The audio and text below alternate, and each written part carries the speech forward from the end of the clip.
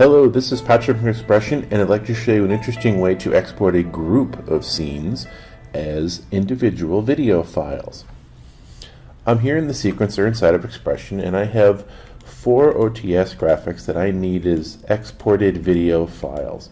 So what I'm going to do, I want them all as files for my editor, for example. So I'm going to select the first one, hold down the Shift key, and click to select the last one, so all 4 of them are selected. I'm going to right click and I'm going to choose Export Take Item to Video, and I'm going to say these are for credits, just that's for whatever reason that's what they want, and I'm going to export them to a folder on my D drive called Credits.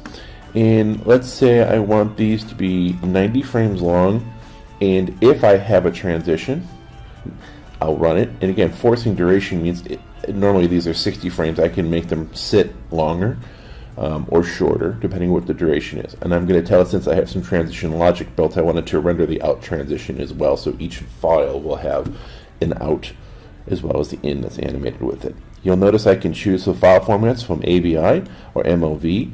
And I have a whole bunch of codecs installed on this computer, so you can see that I've got a lot of choices here. I'm going to go ahead and I'm just going to export these as AVI files, and I'm going to choose the XPression codec just because it's the simplest thing for me to do and show you quickly here.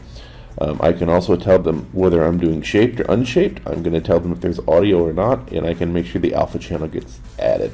The file size or dimensions is from this project, from the scene, or from the project virtually, since I'm using virtual frame buffers. Otherwise we would look at the frame buffer output.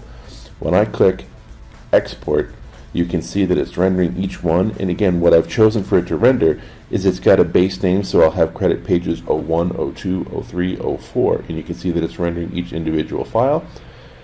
Now it's done. I'm going to close the sequence export. I'm going to go to my D drive, I'm going to go to my credits folder, and there's credits 01, 02, 03, and 04, and you can see they're all different files.